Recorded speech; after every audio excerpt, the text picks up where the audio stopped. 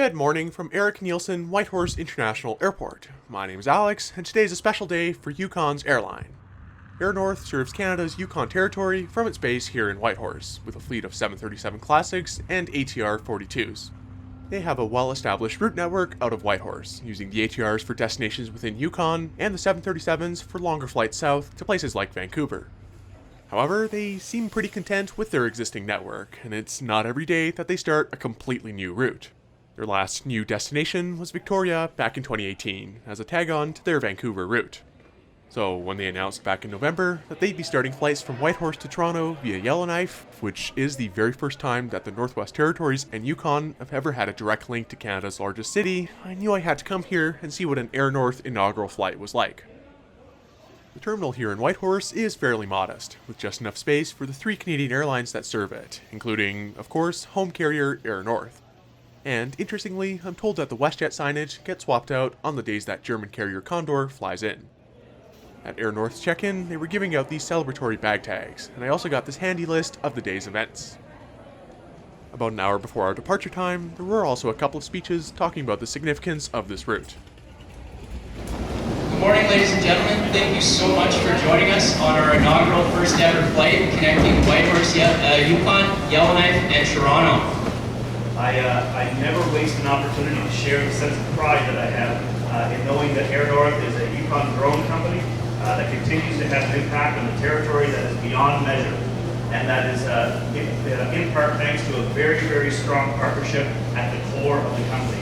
We're just really pleased. The partnership between Joe Sperling and Budget with Jen has been a very good one, and the growth that we have seen in this company is amazing. You know, I was standing with Joe Sparling, the president of this company, on the very first day. We were standing together on a hill over here watching his first 747 take off to the south many years ago.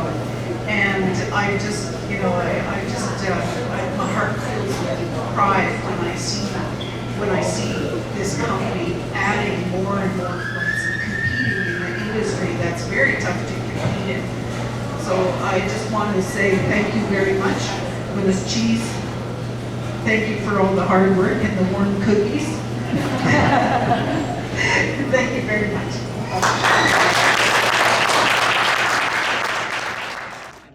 The post-security area in Whitehorse has just enough room for 1 or 2 flights worth of people, and waiting at one of the 2 jet bridges was our plane for today, a 29-year-old Boeing 737, registered as Charlie Foxtrot Alpha November Foxtrot. This 737, a rare 500 model, first flew for LOT Polish Airlines, and did so for nearly 2 decades. Following that, it flew in Africa for a bit with Rwandair, before making its way to Air North in 2014. Now, it's worth mentioning at this point that we'll be spending the better part of the day on board this 737, since the flight heads to Yellowknife first, which is about an hour and a half of flight time, plus a 45-minute stop there, and then another 4 hours in the air to Toronto. That makes this one of the longest domestic flights in the entire country, flying over 3 different provinces, 2 territories, and crossing 3 time zones.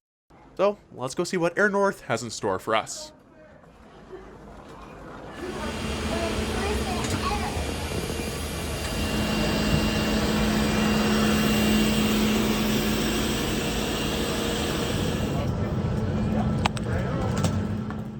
My seat for today's adventure is 10A, in the exit row on the 737-500. As you would expect, there is a ton of legroom, which I knew I would need on a flight this long, plus a nice wing view. An interesting quirk about Air North 737s is that they all have old Southwest Airlines seats, and you can still make out their old logo. Welcome to our inaugural flight, 823 to Yellowknife in Toronto. For your safety, all cabin baggage must be safely stowed for taxi, takeoff, landing. With that, here's our departure from Whitehorse, off of runway 14 right.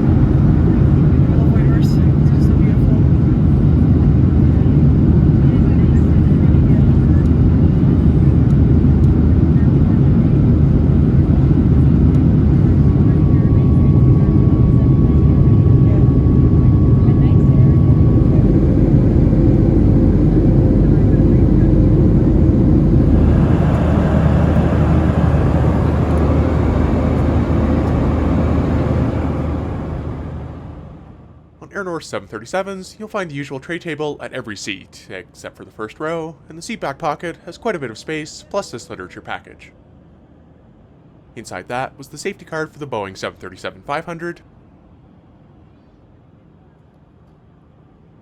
some comment cards in case you're a normal person who doesn't provide airlines feedback in the form of YouTube videos, as well as Air North's in-flight magazine, which had plenty of interesting articles about the North, as well as the airline itself.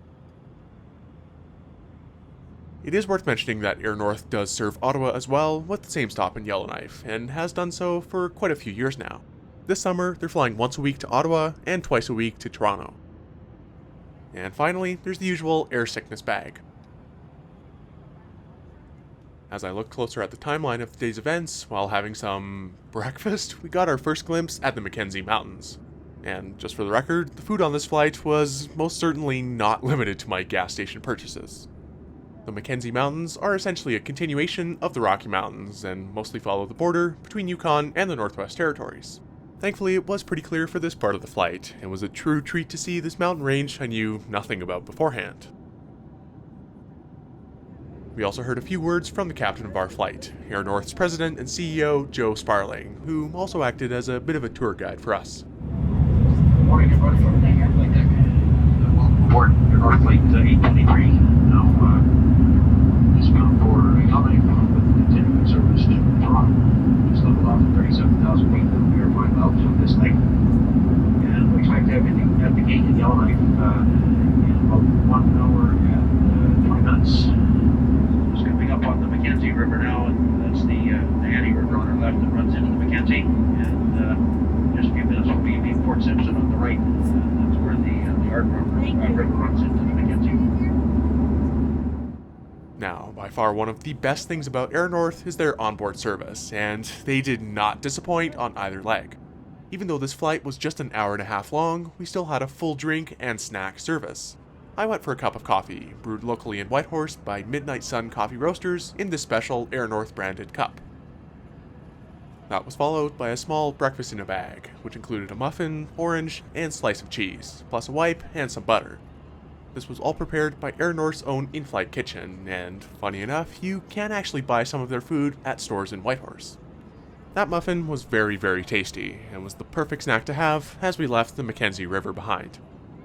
Soon enough, we began our descent over the unspoiled landscape of the Northwest Territories, and here's our arrival into Yellowknife, landing on runway 34.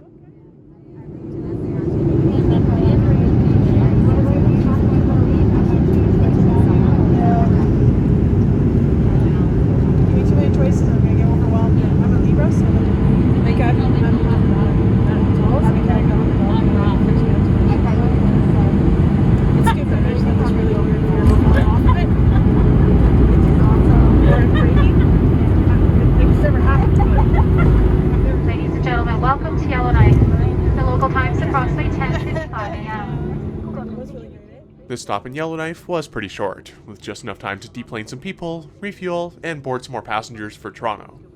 I did have a chance to peek outside though, and it was nice to get a glimpse of the Northwest Territories capital after not having been here for almost 3 years. Back in my normal seat, another 30 or so people made their way on board, and soon we were pushing back for Toronto. Here's the departure from Yellowknife off of runway 34.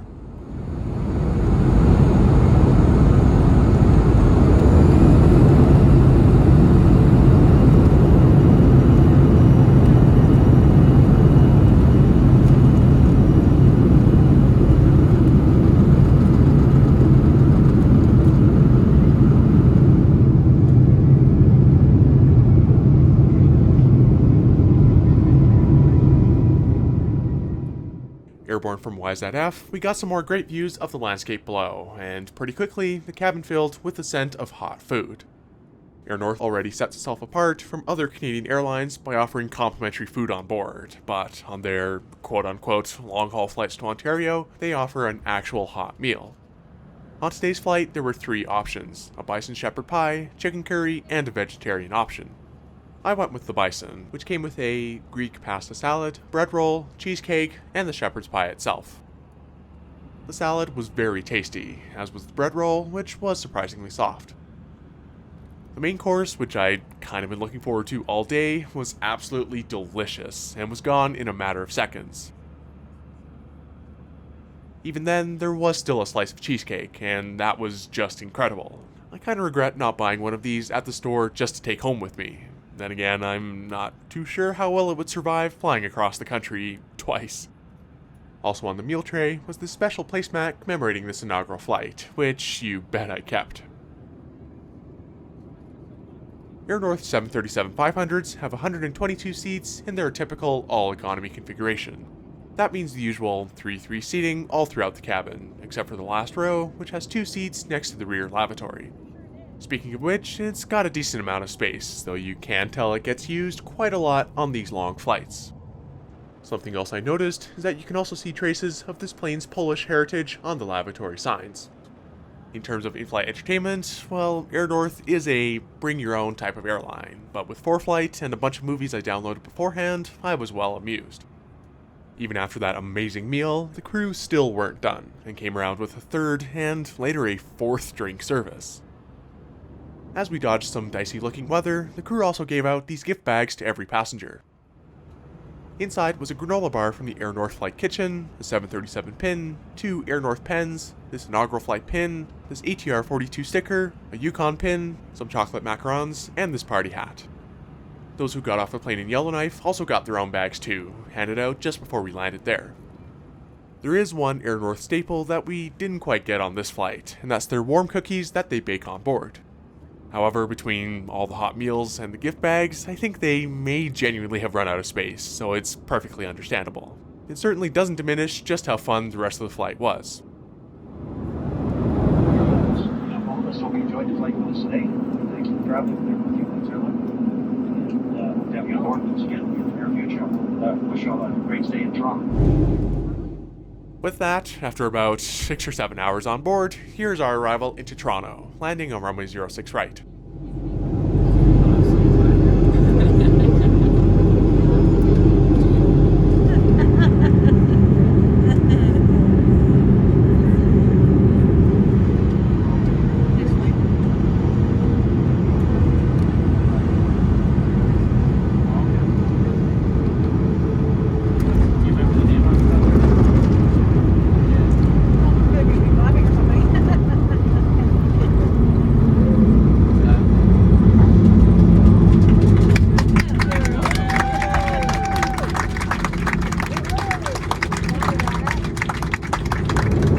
Ladies and gentlemen, welcome to Toronto. Your local time is approximately 5:51 p.m. For your own comfort and safety, kindly remain seated with your seatbelt. So that was Air North's inaugural flight to Toronto.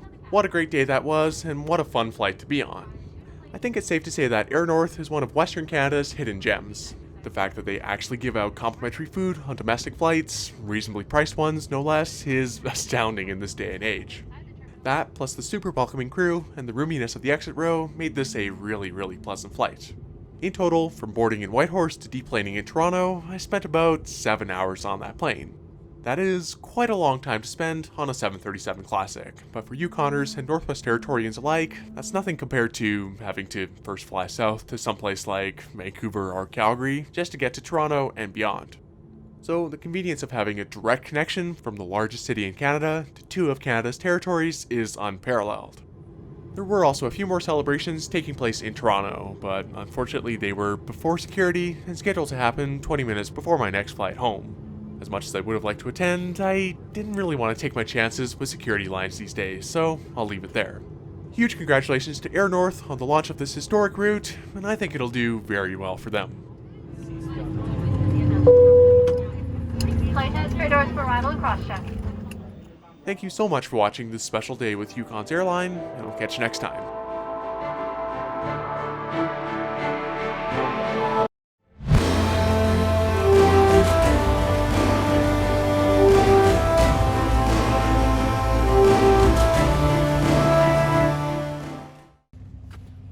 Great success.